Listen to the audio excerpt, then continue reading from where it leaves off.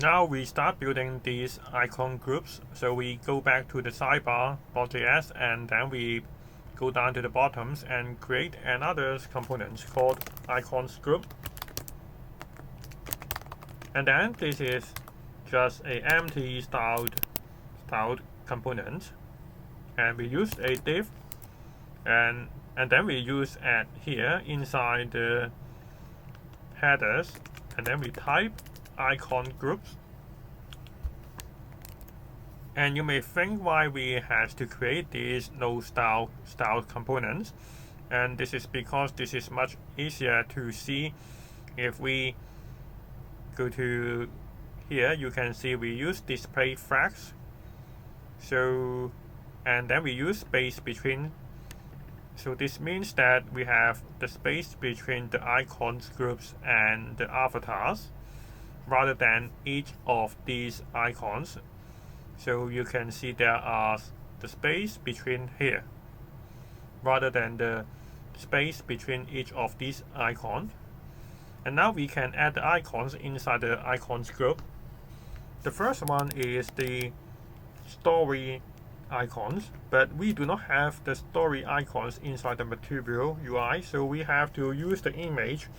So we copy the image and paste to here, and now we have the story.svg, and then we back to the sidebar.js, and then at here we add the image with source is equal to story.svg,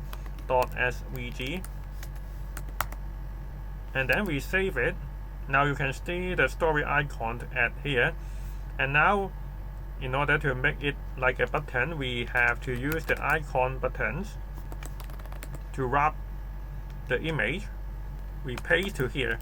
Also has to import the icon button, so we paste icon button and then we save it. Now we back to the website, and now you can see when the mouse over the story icon, you can see the effect at here, and you can also see this the mouse become a fingers when we move over the buttons. And now we also add another buttons, and which is the chat button. So we duplicate this and then we remove this with the chat icon. So we can go to the documentation and then we search chat.